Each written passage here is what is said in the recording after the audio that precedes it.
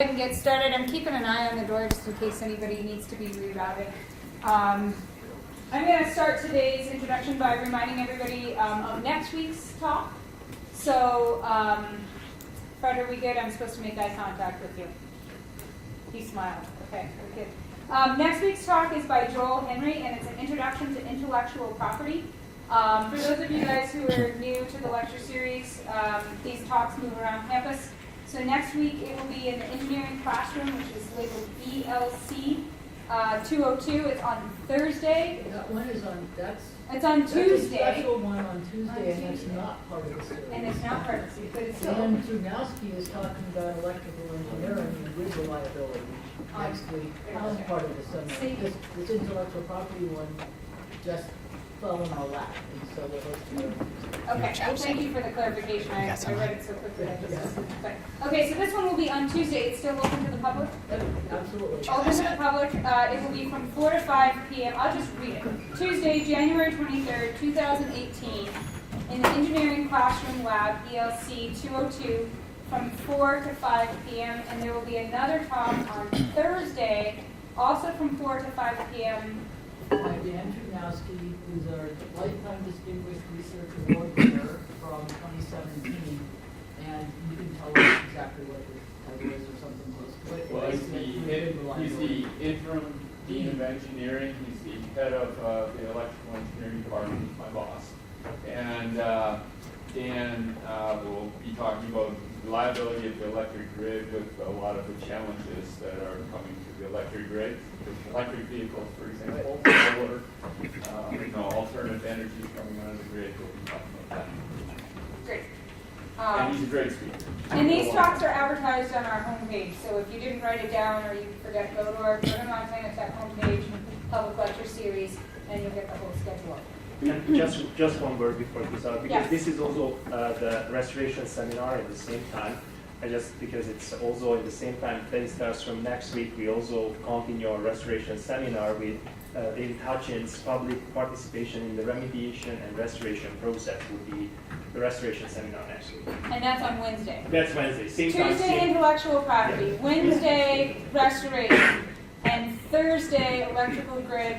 All posted on the homepage. Basically a free education all week long. Who doesn't want their bag? Who doesn't want free bag of chips? So I hope to see everybody there all week next week.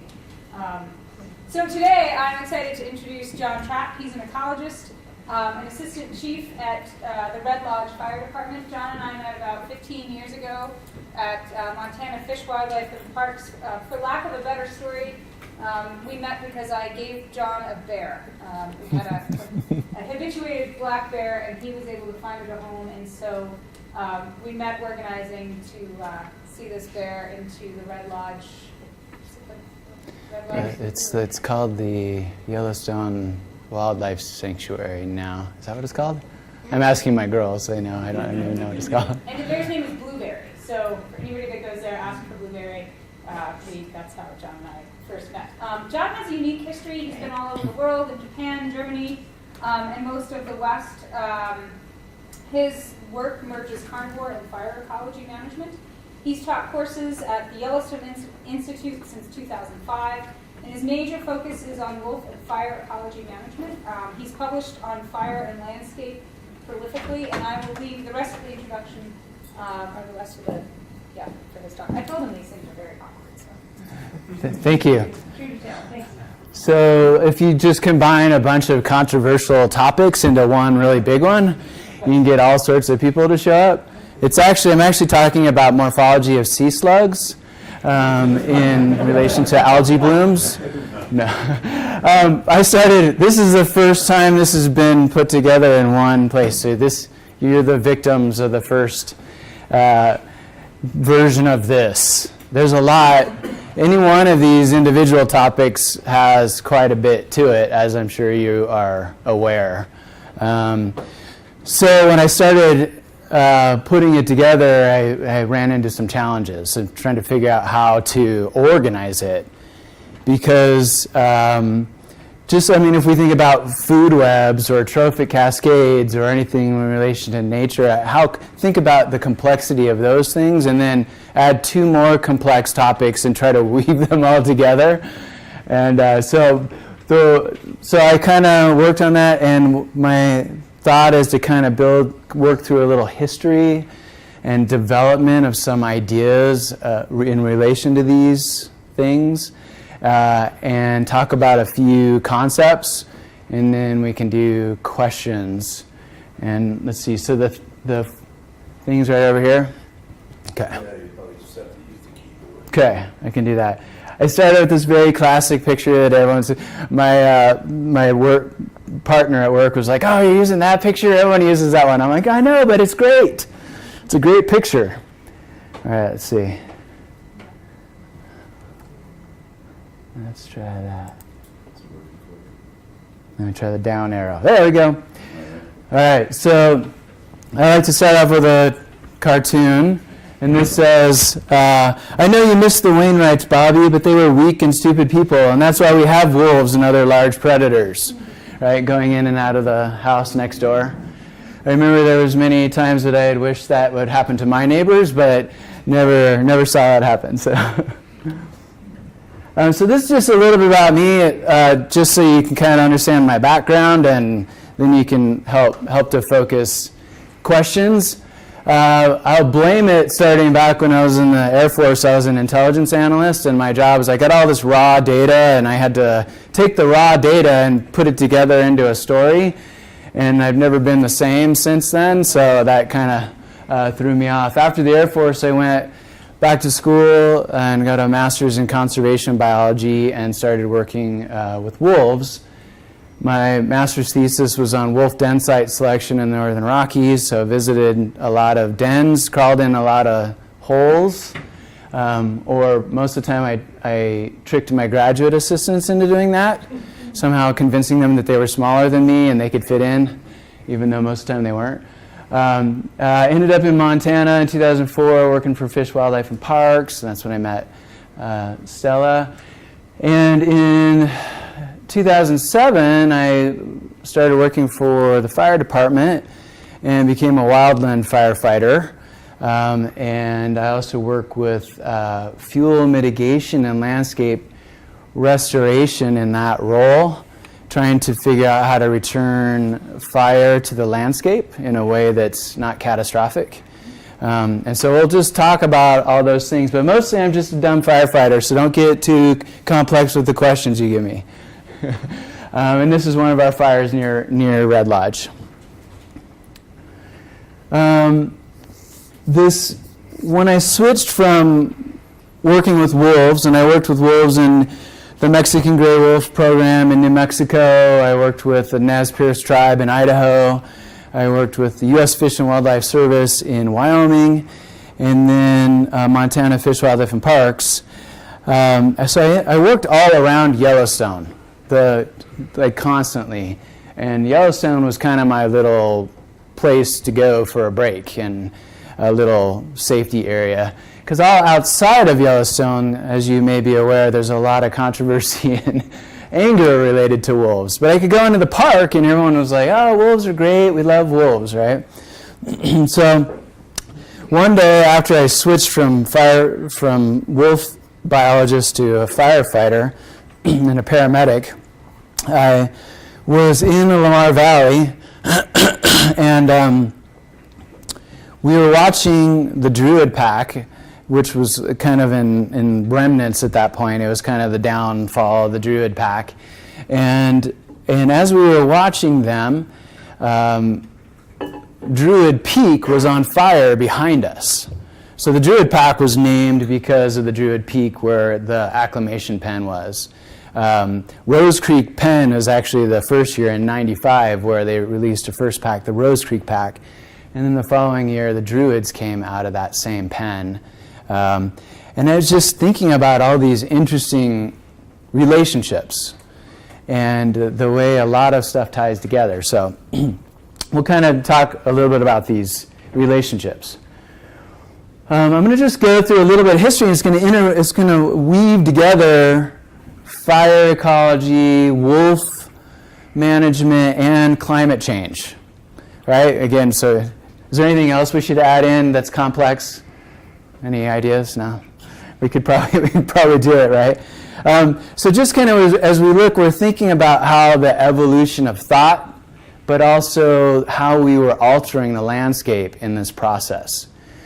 So on the right side, you see the historic range of the gray wolf. That was the range at the time of European settlement. And there's kind of a gap down in this area. Does anyone know what canid was down here? Any guesses?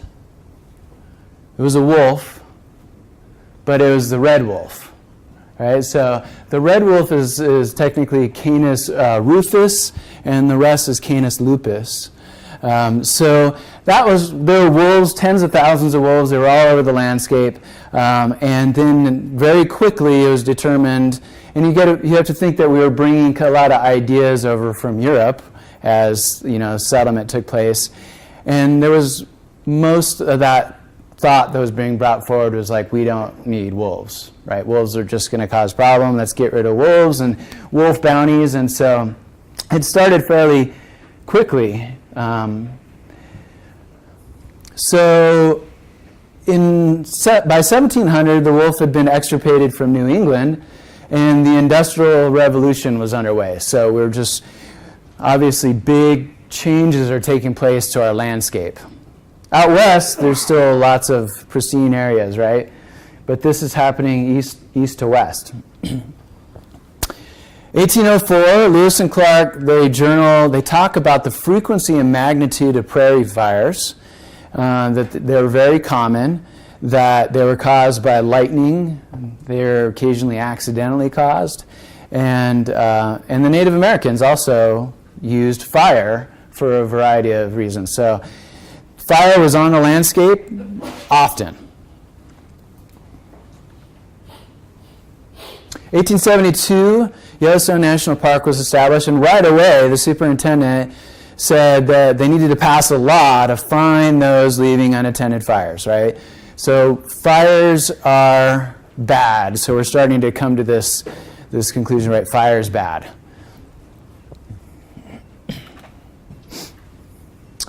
In the time frame of 1867 to 1890, up to 1.1 million cattle and 2.2 million sheep move into the region, and then native game are largely overhunted. This, because before fish and game agencies were in place, the idea because you could just shoot as much as you want. And the picture of the train was a lot of the meat was being loaded on trains and sent back east to where the populations were. And so there was not a clear way of regulating and managing game in the West. By 1884, the last bison had been killed in Montana. And why were the bison killed? You can be interactive. Are you guys allowed to talk normally? Because of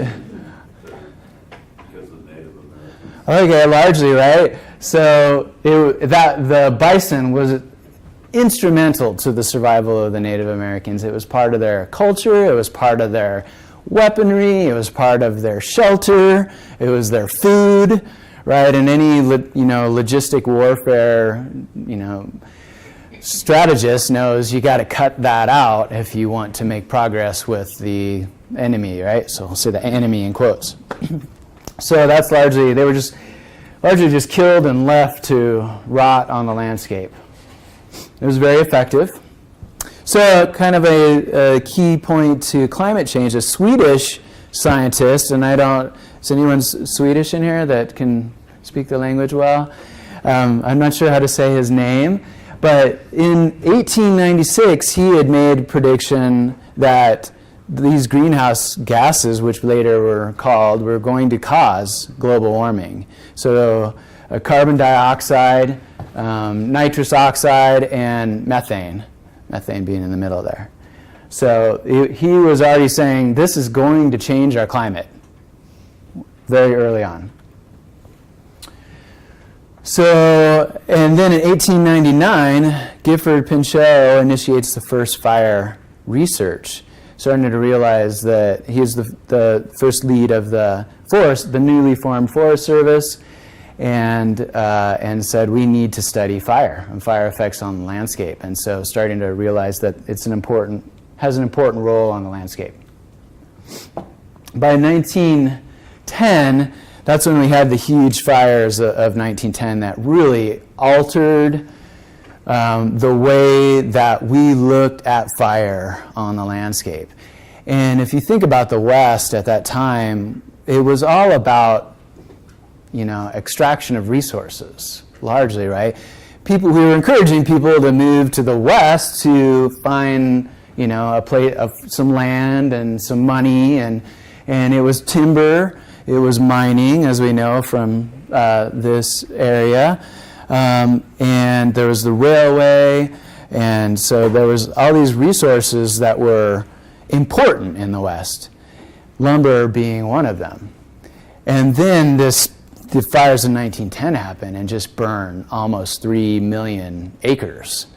And there's a big revelation like, man, we just lost a lot of money. Mostly because that was kind of the main driver then. It was like, ecology, yeah, whatever. But man, this is a lot of money that we just lost that just burned up.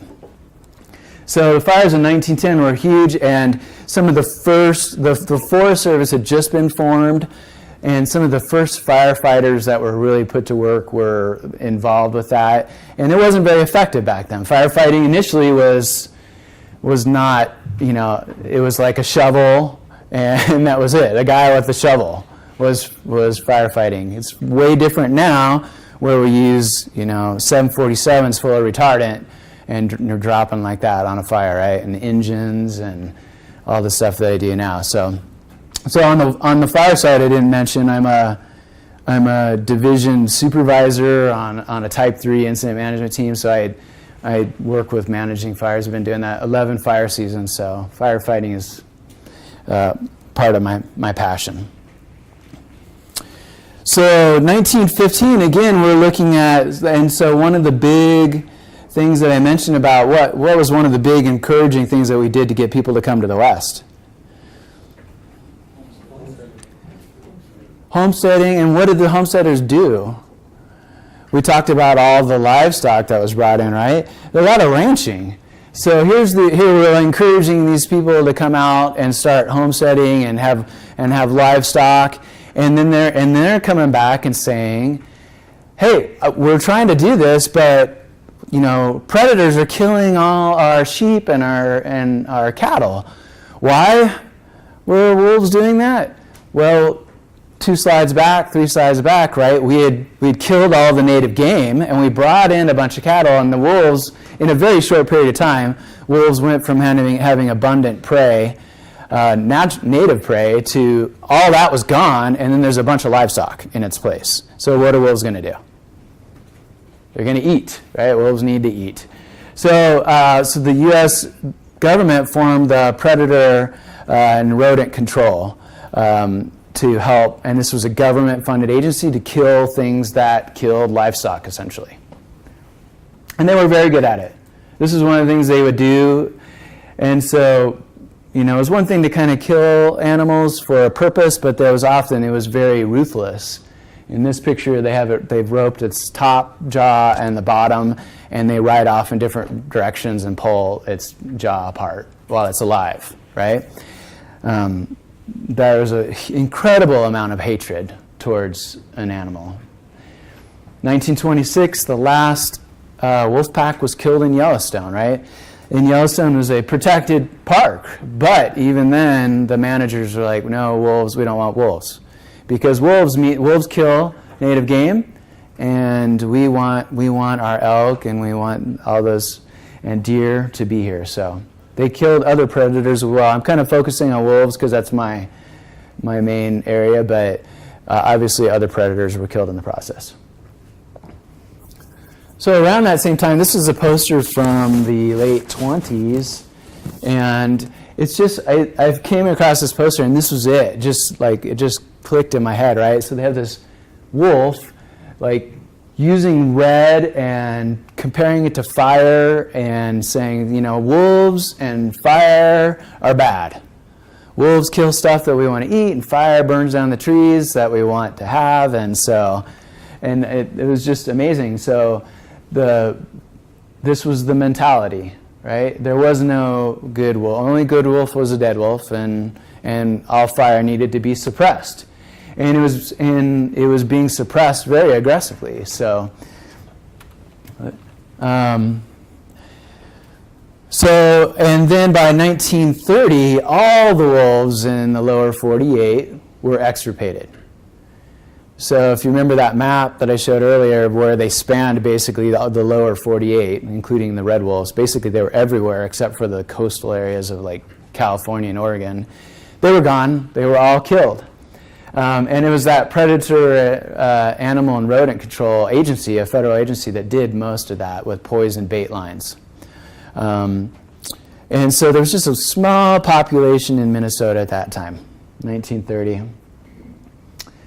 1935, one of the young men who fought in the fires in 1910 was now the head of he was the 5th leader of the Forest Service, and he came up with the 10 a.m. rule.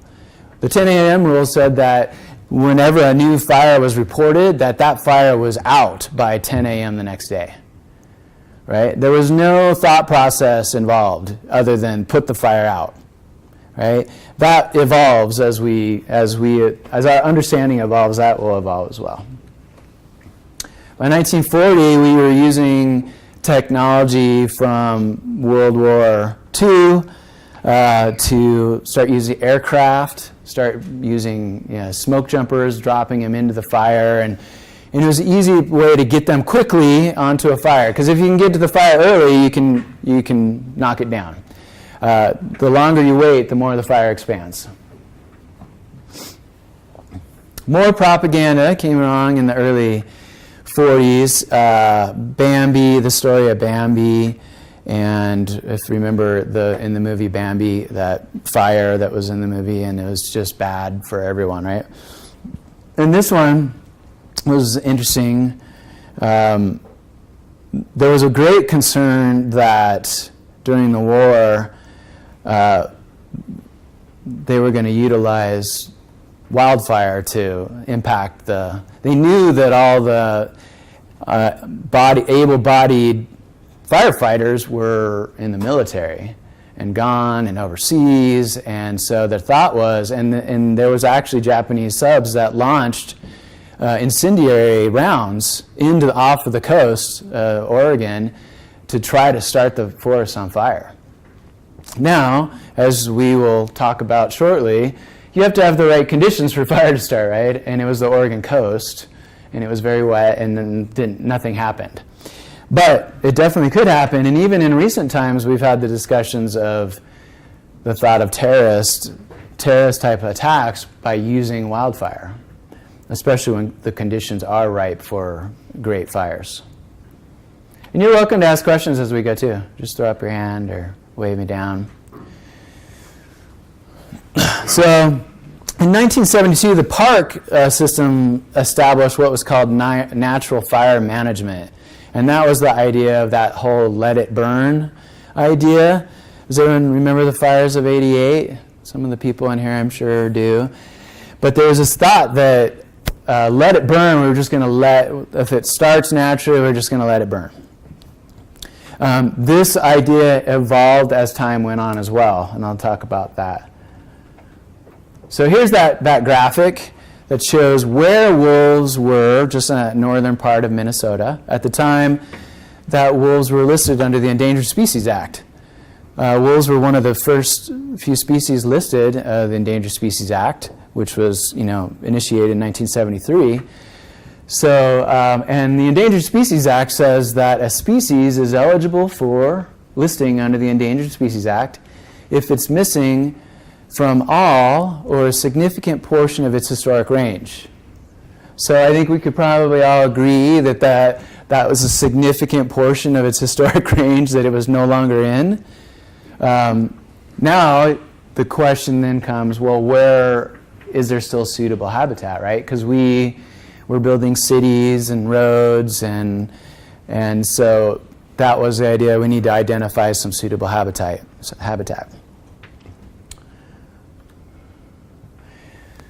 So that was 74 when they were listed, and nothing happened.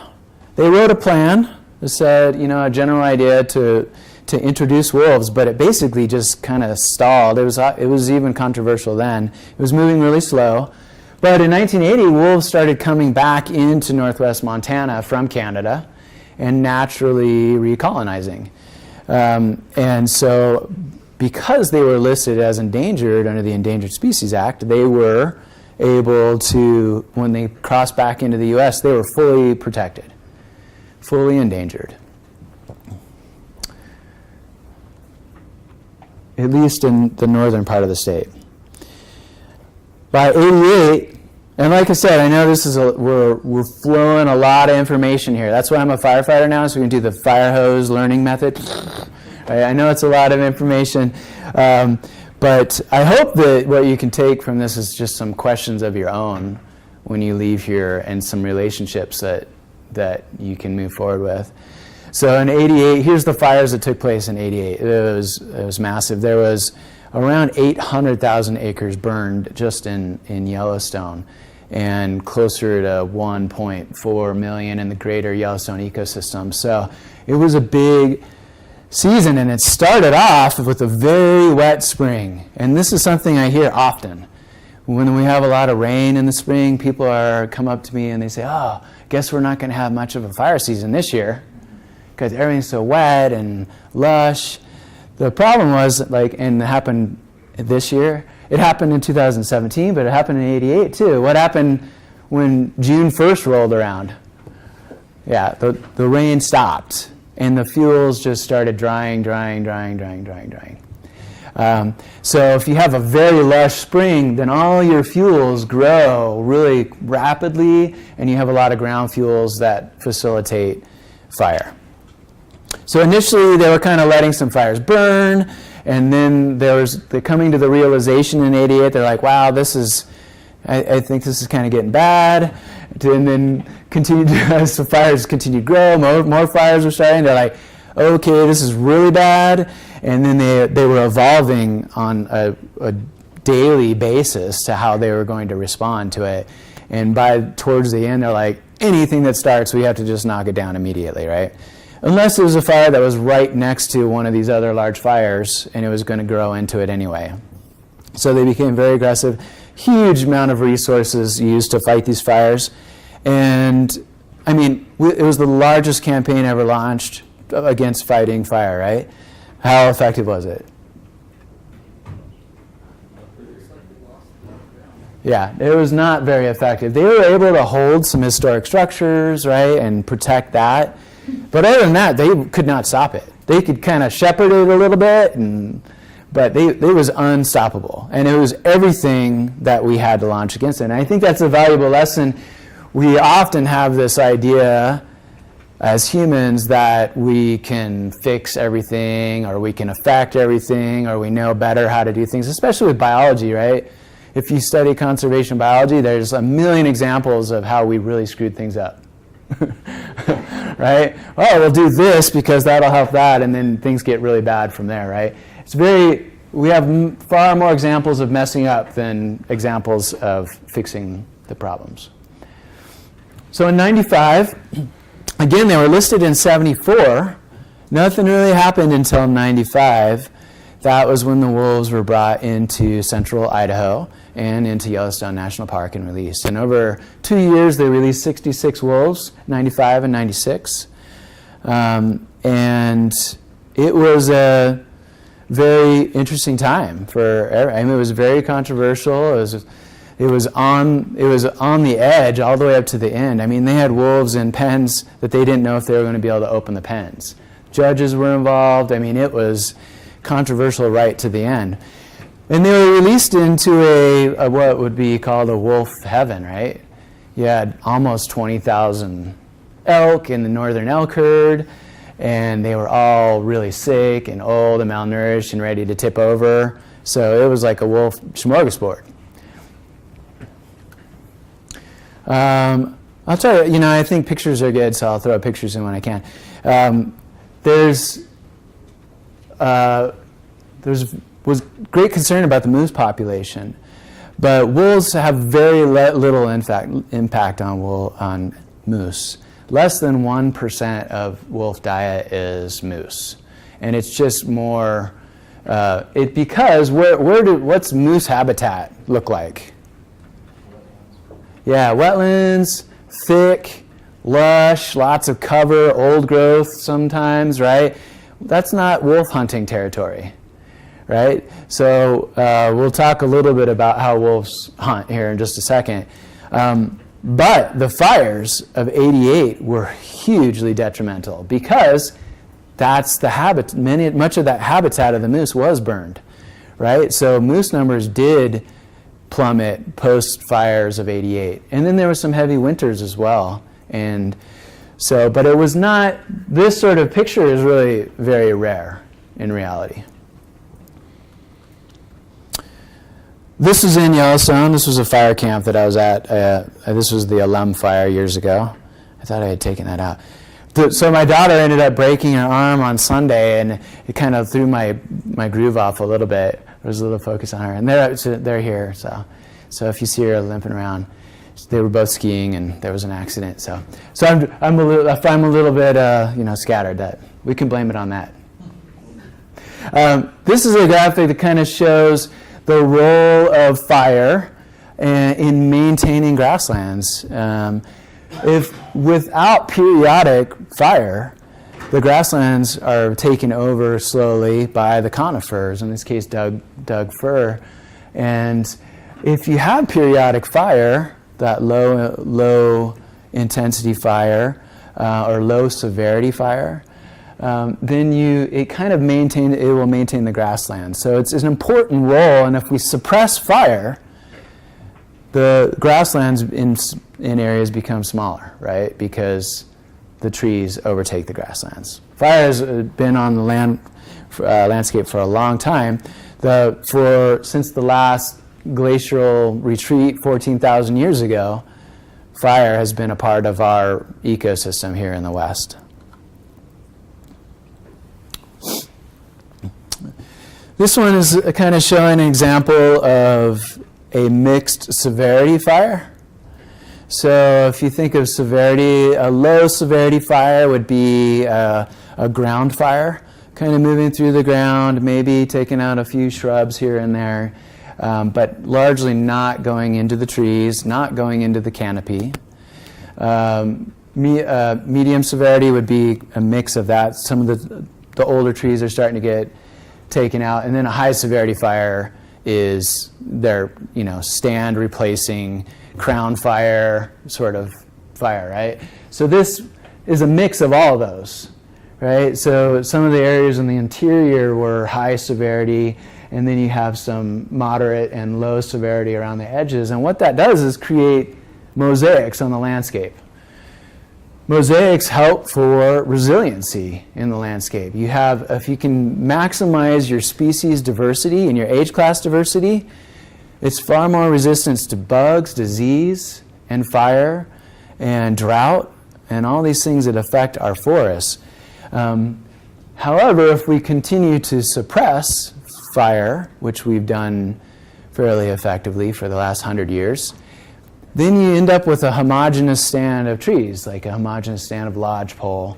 The dominant climatic species will move to the top and then hold its ground, right? And then your species diversity drops off, right? Then you have this age class. So this post-fire scene in the top here, lodgepole regenerating, and that's a pretty moderate to low lodgepole regeneration there, or seedling drop. And that happens with the serotinous cones. Most lodgepole are serotinous cones, meaning they're sealed with resin and they need heat to open them.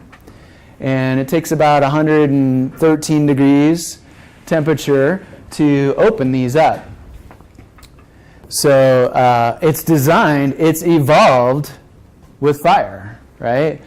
And when that happens, you can have just millions of seeds released and you'll have a carpet. And I'm sure all of you have seen it on the landscape. when you look from a distance and you're like, oh, look at that really green grassy slope, and you get closer to it and it's just a, solid lodgepole repopulating in there, right? And so here's an example of one of the cones that opened with heat. And it's fun if you're ever sitting around a campfire and you have some lodgepole nearby to grab them, set them on the edge of the campfire, and you can watch them open and when you get that temperature right.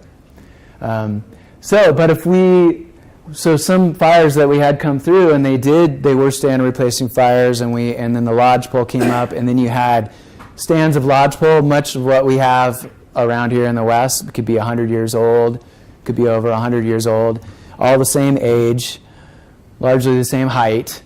That is prime grounds for bark beetles and things like that, right? It's when everything is the same age and the same species. If there's something that keys in on one of those, then it's destruction, right?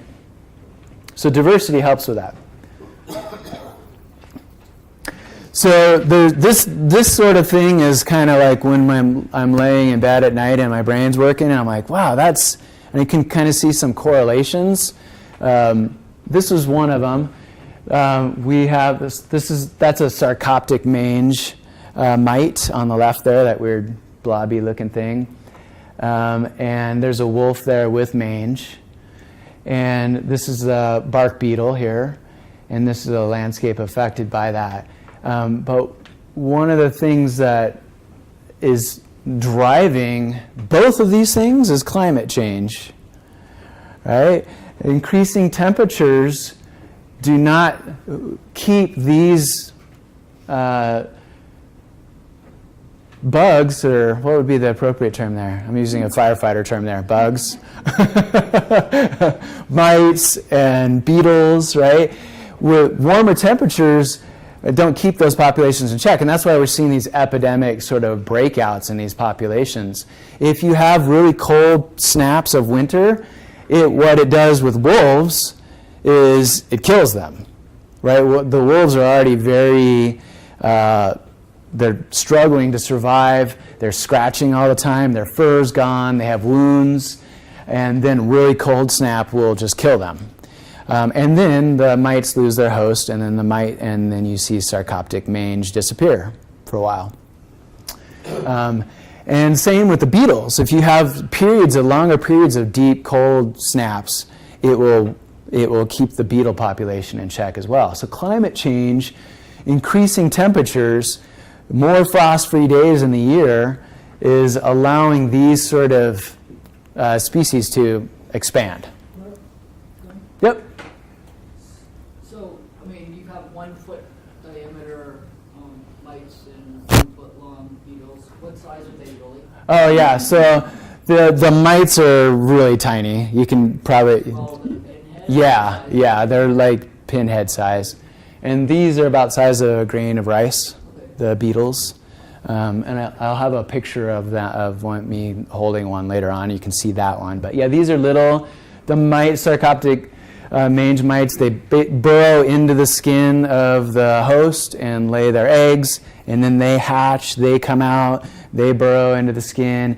It's a horrible thing. I picked up more than one dead wolf, and it's a horrible way to die. Does anyone know how the mange was first introduced to the landscape in the West?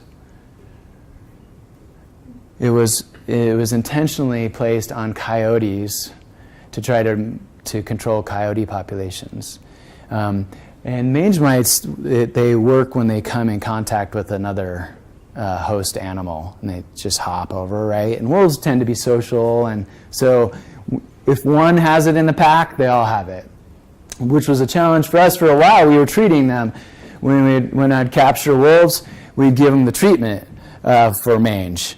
But you need repeat treatments for it to really take hold. But then they just go back to the pack, and all the other ones have it, so you just have to kind of wait for it to run its course. And that's what we did. There's another question back there? Well, the other thing going on with beetles, though, is, like you pointed out, we excluded fire from a lot of our stands in the West, and so age, population, and tree densities increased and made trees weaker, that enabled beetles to come in and to to witness the kind of attacks that we've seen in the last couple of decades. Exactly, that's a good point. And if you think about these stands, periodic fire will take out trees, periodic low severity fire will take out trees, and then the remaining trees, there's less competition for resources, right? And then you also have the periodic nutrient release of fires into the soil, so you have less competition, you have richer soils, and then we combine that with drought a long-term drought period that we've been in, fire suppression, and we do these things, and we made it a ripe. I mean, we didn't do it all, right? We didn't cause. Well, we may have been related to the drought too, but these things form because of some of the things we did. We kind of made the situation worse or ripe for epidemic. This is a picture. I used to fly in the Super Cub, so this was a nice picture I took. This one. Often, who leads the wolf pack? The alpha male or the alpha female? Neither. Okay, why? Neither is the answer. The whole pack runs together. Okay, the pack runs together. Any other thoughts? The other one's always talking about the alpha male, right? That's like the leader. It's in the back, right? Yeah, I mean, it really varies. The wolves are very much individuals, and this particular pack, this is the alpha female. She led the pack all the time. And you'll also see that dynamic change when the female is pregnant. When the female is pregnant, almost all pack activities center around the female. But I think it's just important to note that wolves are individuals, their behavior and pack dynamics are all individuals as well. But yeah, the younger yearlings tend to follow the alphas, but it's not always the alpha male that's leading. And it's not always the alpha female.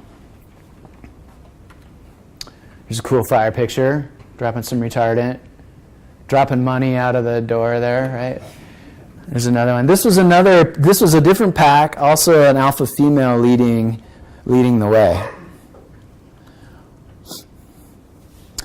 So, how are we doing on time?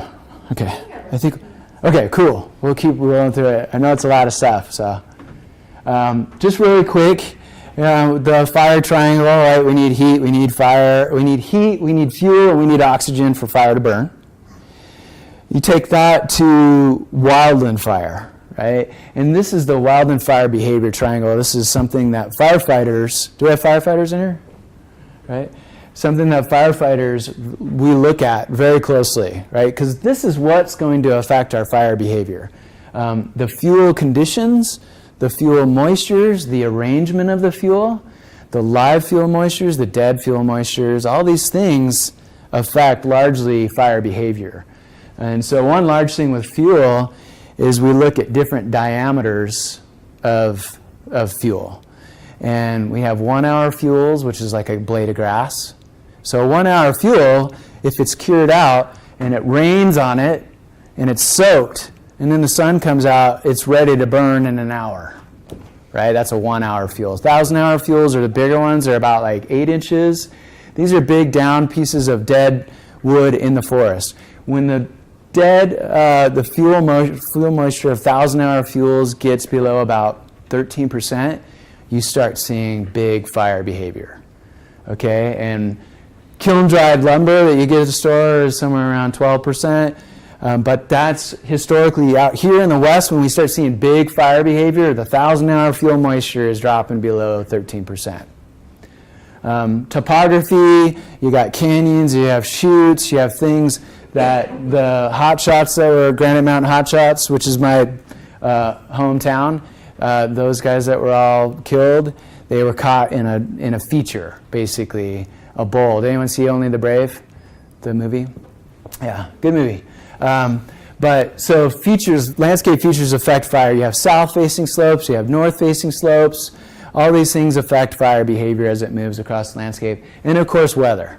Whether you have a stable environment, like if an inversion is set in, or an unstable environment where you have rapid development, vertical development of fire columns, those things all affect fire behavior.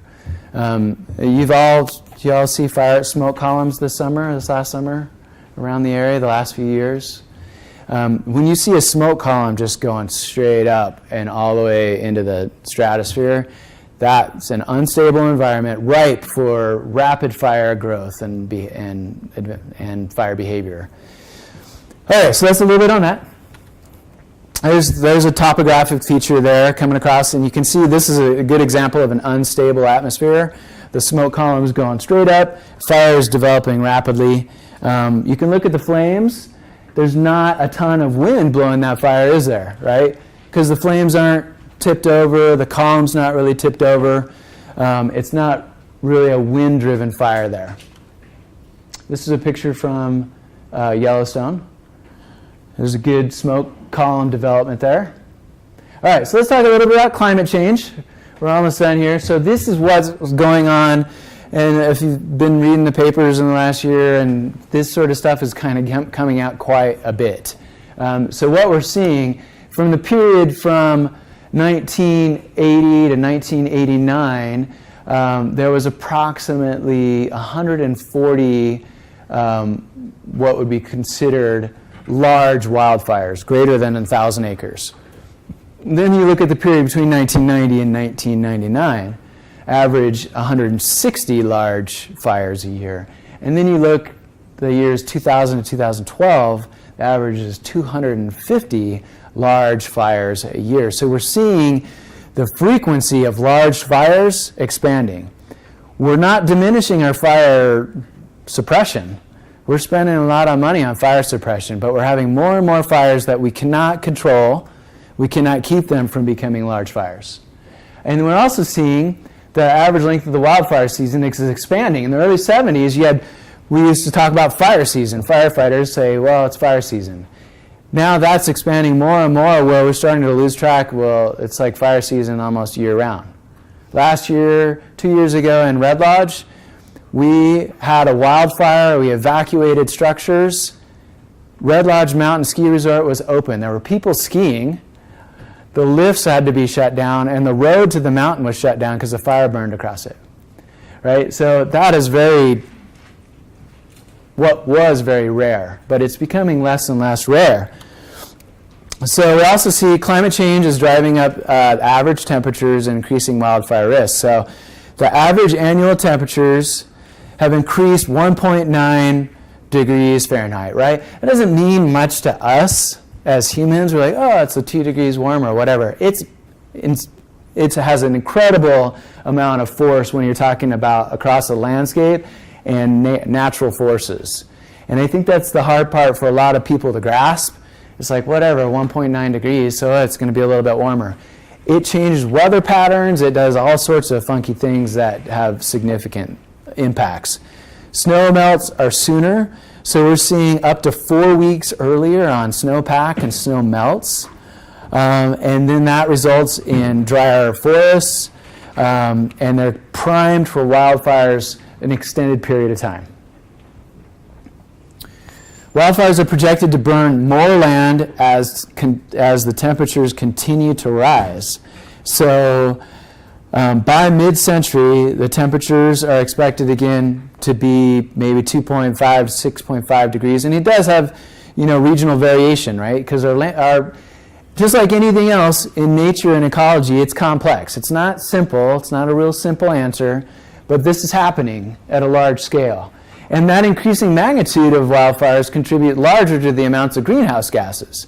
Wildfires did not used to be a significant contributor to greenhouse gases. It's starting to become significant. It's starting to come onto the radar as far as the impact of what wildfires mean, because we have bigger fires, more fires are burning longer, and they're putting all those gases into the atmosphere. This just kind of shows that rough breakdown. This is from the EPA, so it's approved, right? But the biggest one is carbon dioxide, and fires put out a ton of carbon dioxide. We talked about nitrous oxide and methane as well. But you don't see wildfire here as a significant contributor, but it's becoming more significant as time goes on. All right, more wolves. I like to mix it all together. Why not, right? All right, there's that one. I thought I took that one out. So just real quick and we're almost done here. So when we talk about how wolves affect prey, it's kind of interesting to look at if we think, oh, well, we don't need wolves because we have hunters, right? And we have other ways to manage elk, right? What is the average, in the first 15 years in Yellowstone, what do you think the average elk age that a wolf killed was? What would your guess be? Wasn't it like really old? Like 70s? Not that old. Okay. Not that old. I mean, a really old elk might be 20. Yeah, sure. So close. It was 14 years old. So at that age, elk cows are not even, able to reproduce every year. It's not, they're beyond their actual reproductive. They may reproduce every other year. They may not at all. So that was the average age of a wolf kill. Because we've all heard the statistic that wolves kill the old, the sick, right, the injured. They also kill healthy ones as well. Let's be realistic here. But largely, that is what they selected for. What's the average age of an elk killed by a hunter in Montana? 45. Yeah, 4 or 5, 6 years is kind of a very common.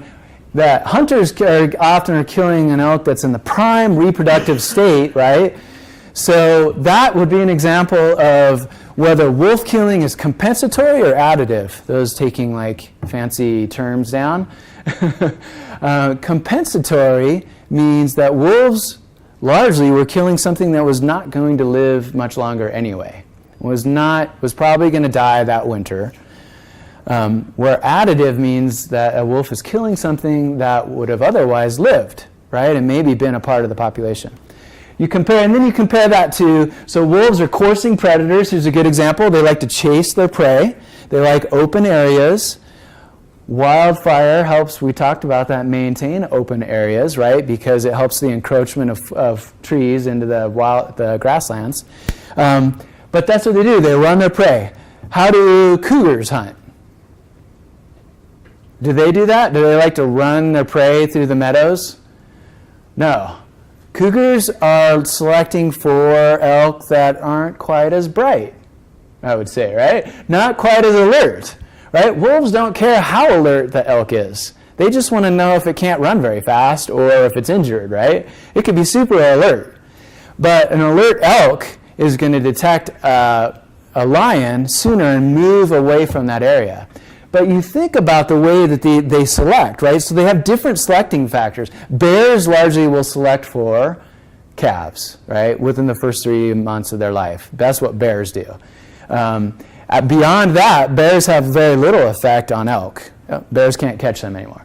But look at how that affects on the landscape. If you have wolves, they're taking out the sick, the young in some cases, but largely not, or the injured. And when they come into the valleys, that's what they're doing. They're hunting, they're running, and that causes the elk often to move up into the tree line and rock line. What's waiting for them there? Lions, right? Lions are waiting for them up there. A different selective pressure on them at that point. Again, selecting for ones that aren't quite as alert. And then you have, so the point I'm making is that each predator, each species has a very intricate role in the web and how it affects the landscape.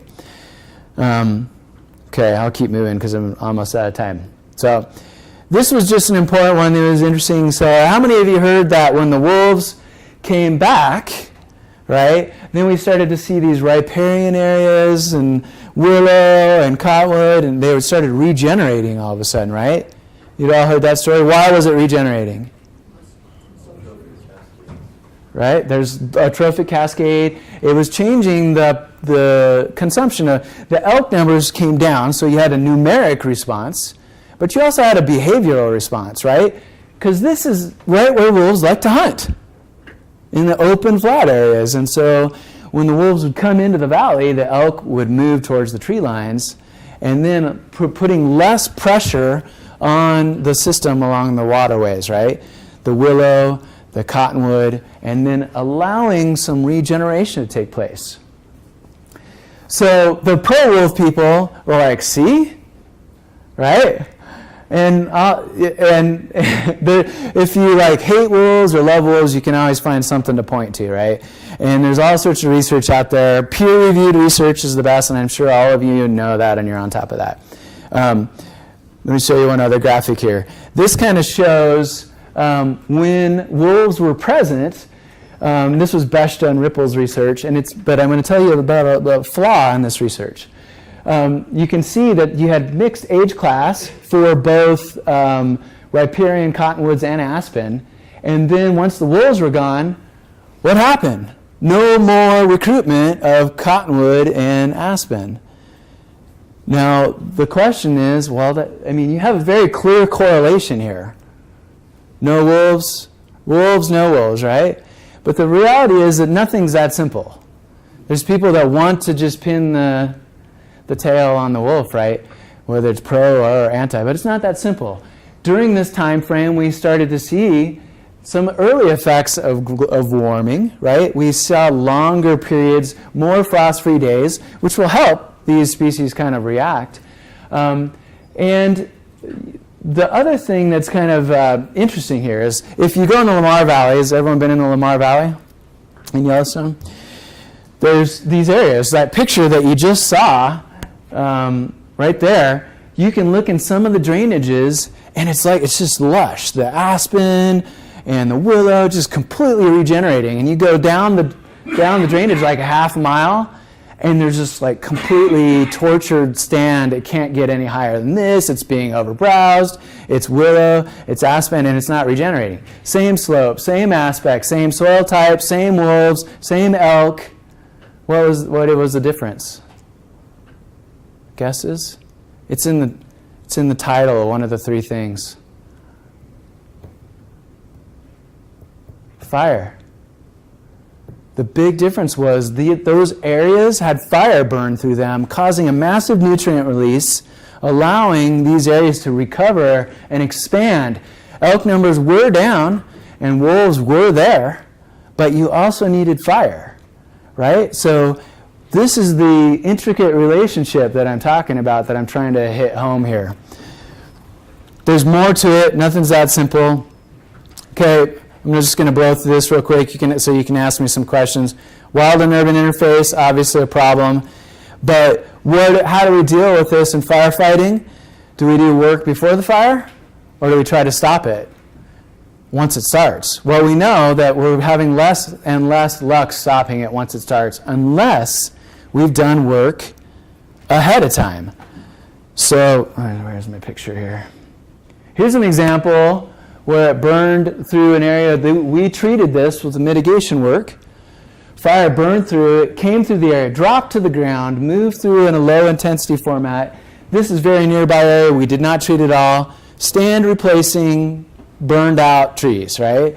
So you can do some work to help kind of recreate what it would look like had we allowed fire to burn for the last 100 years, especially the low to moderate intensity fires. Here's a good example.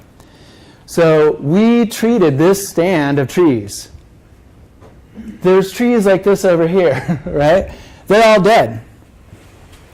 The fire burned through, but the place where we treated is still standing. And the house that we treated around is still standing.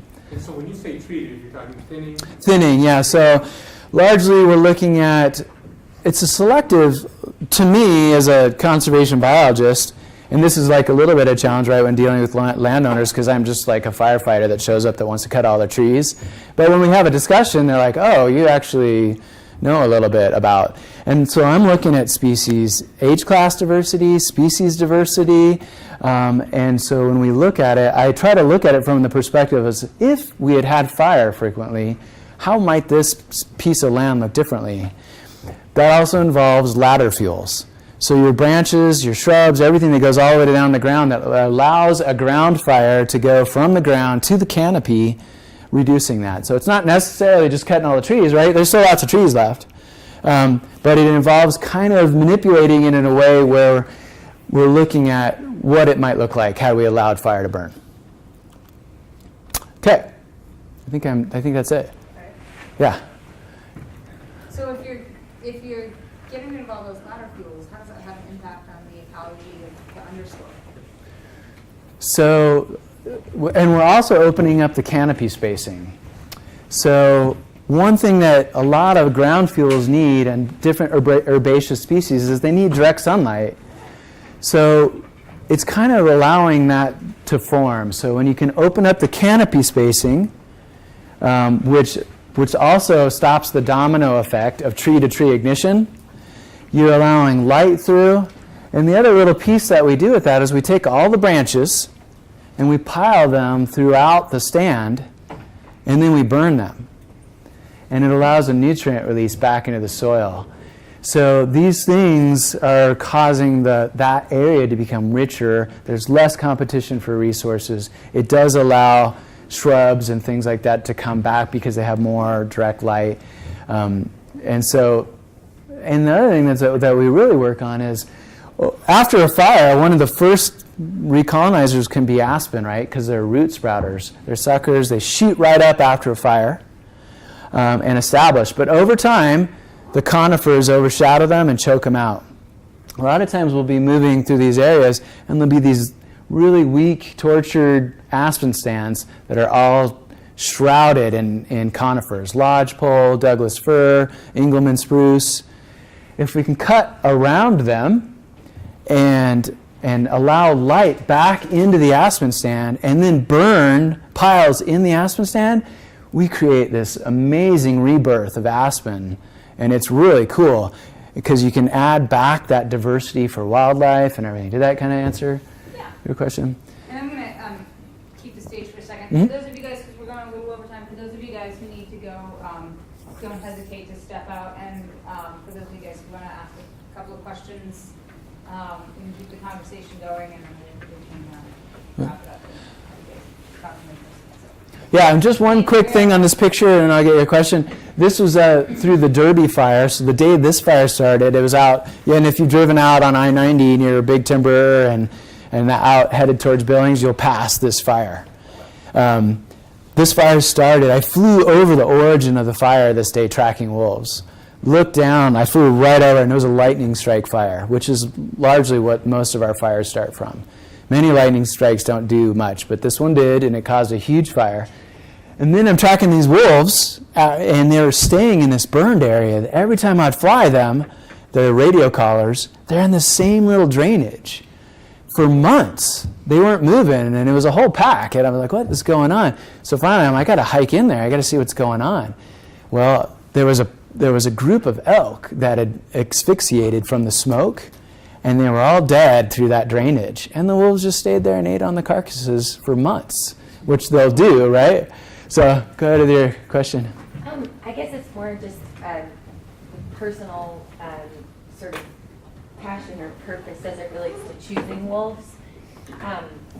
I wanted to ask if you have come across the Barry Lopez book of Wolves and Men. Yes. And so I'm interested in how you're gravitating towards wolves, or what kind of caused you to choose them as the focus of your research as far as conservation biology. So I think I started in the biology field more on the kind of like oovy groovy side.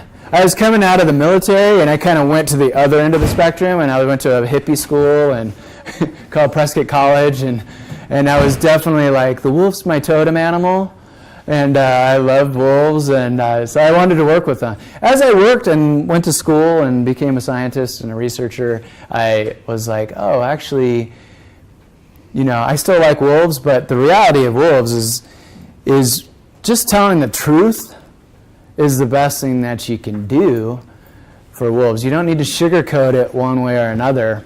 And but I was interested in wolves for a long time, and I found an opportunity to study them, and I had some great mentors that helped me. Maybe for people who aren't familiar with the Barry Lopez book, if you share an anecdote or something you remember from that book that you think is significant. Sure. So, Of Wolves and Men kind of talks largely about there's probably some better books for the ecology side of it, but as far as relationships between wolves and humans, and our long-term relationship with wolves and humans, it's a great, I really like it from that perspective. Do Native Americans like wolves? Just as this is kind of a part of his book. What do you say? There's some yeses, there's some nos. Largely, I found that people were like, oh, of course, they love the wolf. But the reality is, it varies for tribes as well. Some like wolves and some don't like wolves. And if you think of modern tribes, the modern tribal elders are now ranchers, right? And so some of the dynamics, I worked with the White Mountain Apache and the San Carlos Apache, two tribes that were joining on the Mexican Wolf Project. The White Mountain Apache loved the wolves. The San Carlos Apache would call us when the wolves came on and said, if you don't get them, we will kill them. Right? And it's just a different mentality. And so I think now tribal entities many of them are trying to return to some of their roots, which I think is great.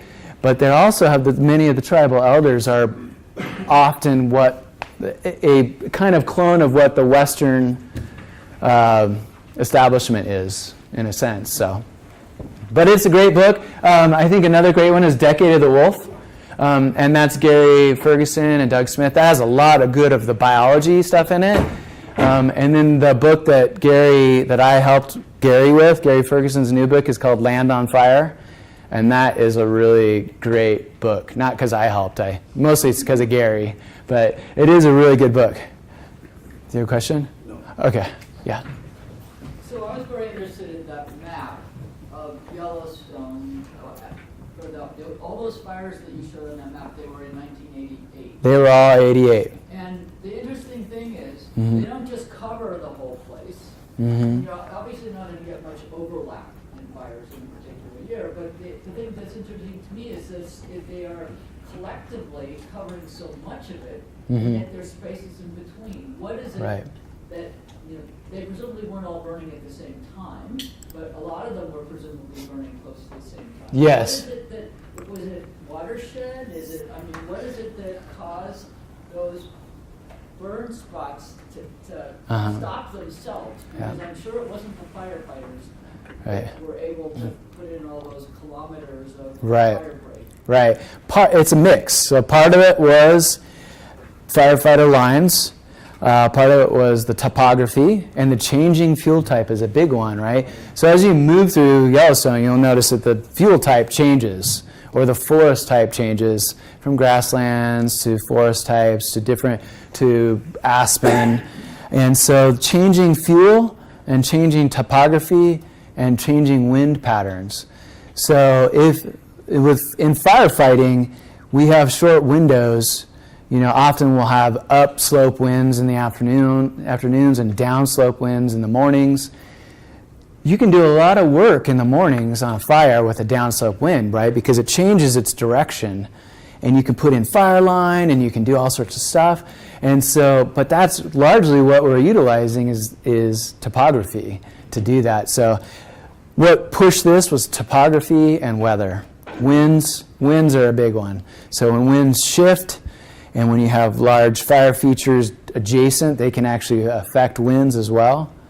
So that's what it was. Well, and kind of part of that too is with that size of fire, they create their own weather too. Right, exactly. That's what I was saying. When you have those large fires, they can actually influence each other. Very large fires, because fires are drawing in massive amounts of air into the base of the fire, right, to fuel the fire, because we need heat, oxygen, and fuel, right? So yeah, they can actually be big enough to change kind of weather, create some weather, create giant pyrocumulus clouds, which are really amazing. They look like and they come up huge, and then they start to collapse, or they shear off, and they're just amazing cloud formations. Yeah, I think it's important to point out in the Intermountain and in Montana, prior to man's settlement, prior to the 1700s, when they look at old stumps and old trees, the fire frequency interval was about 20 to 25 years generally, more or less depending on aspects and a lot of conditions. But fire, as you pointed out, right in the beginning, was an important component of the environment.